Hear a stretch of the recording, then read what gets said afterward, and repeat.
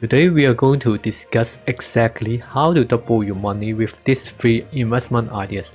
Welcome back my friends, this is Financial Education Ranger. By now, most of you will have received the stimulus paycheck. So, let me share with you some investment ideas.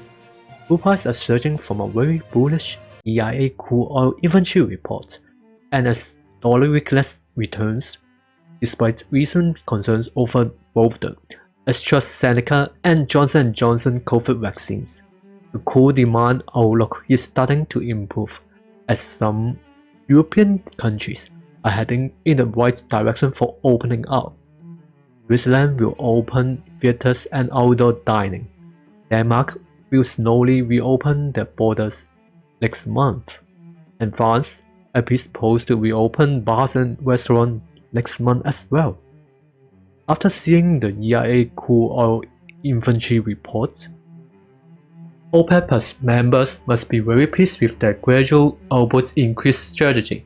The weekly EIA crude oil inventory numbers showed US stockpiles continue to decline.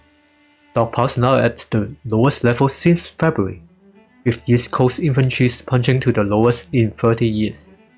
Exports softened back below 3 million barrels per day, and imports were weak as imports from Saudi Arabia fell to the lowest level since February.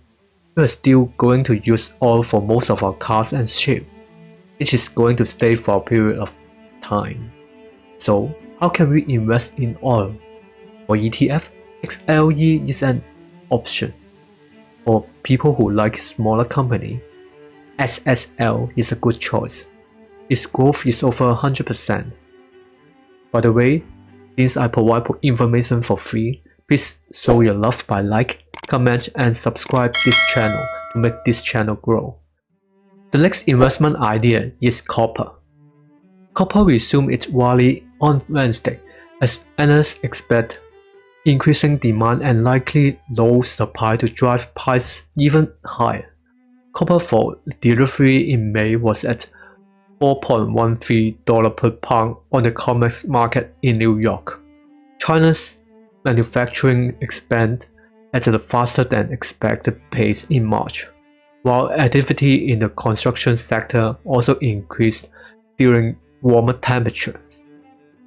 Copper imports in the first quarter totaled 1.44 billion tons, increased 11.9% year-over-year, and the highest quarter amount since 2008, according to Reuters data. For EV cars, we need a lot of copper. Copper is the driving force for electric vehicle revolution.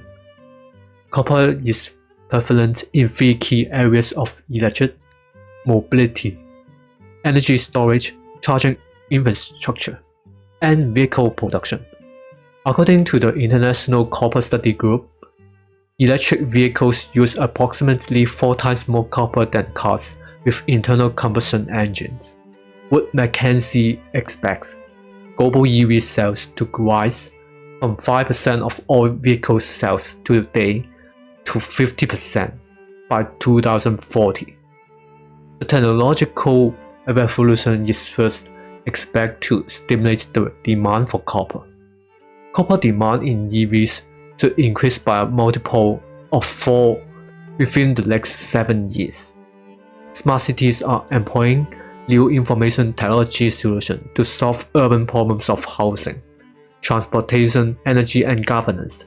Examples of smart city applications include the deployment of smart traffic lights that use predictive analytics to improve traffic flow, smart building to improve energy efficiency, safety and security, and the deployment of 5G internet connectivity to promote the Internet of Things economy, a state in which multiple smart devices are interconnected, from smart grids to air conditioning systems, and EV charging infrastructure to 5G optical fibers. Copper's demand is expected to grow to enable the development and efficient running of smart cities. Copper is electrifying the shift toward renewable energy.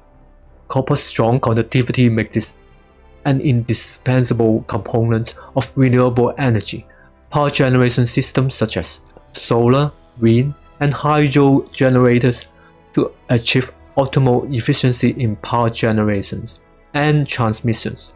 It helps reduce carbon dioxide emissions and lower the amount of energy needed to produce electricity.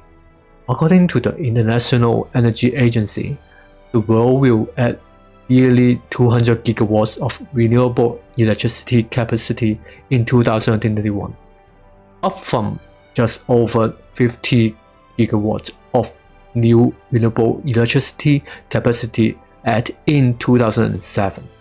For the expected growth in the renewable energy markets to gather charge, great quantities of copper will be required. For individual company, FCX and SCCO are good choice. The third topic I'm going to talk about is vaccine. Let's first look at the vaccine stock Novavax, stock code NVAX. Audience who do not have the stock can also make note that it is good reference for people to understand the vaccine situation in the world today and other related vaccine stocks. Let us first look at the different views of the pros and cons on the market. High-income countries have reserved more than half of the world's coronavirus disease vaccine, despite representing just 14% of the world's population. According to an analysis of publicly available data on the pre-market purchase agreements, the data shows that 7.48 billion doses, enough to fully vaccinate about half of the world's population with 2 shots, have been secured as of mid-November 2020. So far, high-income countries have acquired 51% of the doses, leaving the remainder of the low and middle-income countries where 86% of the global population lives. Although it seems that the possibility of being vaccinated cannot be solved overnight, experts said, the virus mutates rapidly. The second point is to avoid risks of another surge in the pandemic and $1 trillion economic stagnation. Pfizer Chief Executive Albert Bourla said, people will likely need a third booster dose of COVID-19 vaccines within 12 months and could need annual shots. So, the demand of vaccine is huge. We see from Brazil and Israel that they need a new vaccine to stop the flu cycle. Among the wealthy countries, Canada, the United Kingdom, and Japan are considered the countries most likely to increase vaccine reserves. The third point is that not to forget the Indian market. The company's partner is the Indian Serum Institute. The vaccine trial starts in India is a huge thing. The fourth point is that most of the existing vaccines are not for children and teenagers.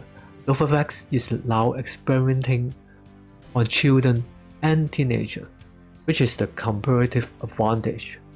Let's look at the other side of view. The trend of the first vaccine will eventually cause the oversupply of the global vaccine market to gradually shrink. Especially in the US market, people will have a certain degree of immunity after being vaccinated, so the demand will not be that big. The second point is that the company's $16 vaccine price seems to be expensive in some underdeveloped countries. These countries may require lower prices. The third point is the European Union has ordered 1.8 billion doses of vaccine boosters. This is a pity that Novavax is not on the list. In addition, there have not been many mentions by regulators and politicians recently. No production partners indicate that the supply is ready or nearly ready. Novavax is the only vaccine test against this virus in the phase 3 trials, which is a latecomer advantage. Let's look at the story of mutation again. Judging from the current data, Novavax vaccine's data is better than Pfizer. The The effectiveness of this mutant virus is also relatively high. It also has a certain effect on AIDS patients who are infected with the mutant virus. The data shows that it is also the best tolerated vaccine.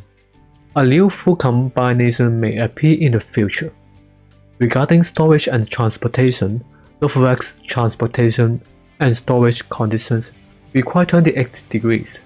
This compares favorably with Moderna and Pfizer.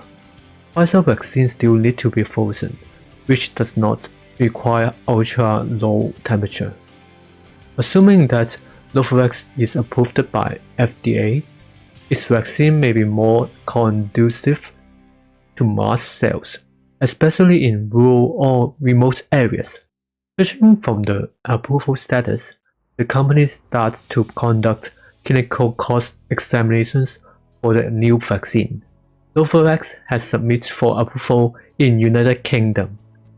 It has started the application process in Canada and the European Union. The company expects that the US permit may be obtained as early as May, especially Biden just mentioned Novavax in his speech. Let us look at its valuation and its own production capacity. The market value of Novavax is $19 billion. The company experienced a cash burn of $98 million in 2020, but raised approximately $1.1 billion in cash for the sale of preferred stocks and common stock. The debt of about $300 million should be able to maintain the company until it was able to obtain regulatory approval.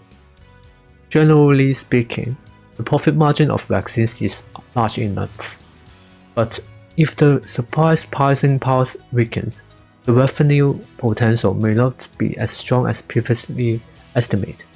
The company has never produced vaccine, so the company's production and sales capabilities are unknown. Due to supply storages, including bags and filters used to grow cells, the company has postponed the timeline for achieving its vaccine production target per month to the third quarter. The company has been working hard to overcome these factors. SK Bioscience Company will be able to begin manufacturing Novavax COVID-19 vaccines as early as June and could supply as many as 20 million doses by the end of the third quarter.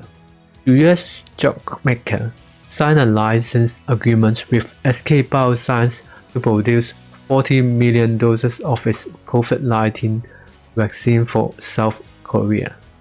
Finally, it is necessary to say that investment in biotechnology is very difficult. It is difficult to make investment decisions based on mixed data. Novavax's main challenge is himself. At present, the company's short-selling scale is listed as more than $900 million. The company itself has internal executives selling at different prices. In the short term, it may be beneficial if there is a new purchase agreement or a new review meeting. The above is all about the risk of this company, and I hope to help everyone. Leave your comments below about which ETF or stock you'd like to hear. Remember to like, share and subscribe this channel. See you in the next video.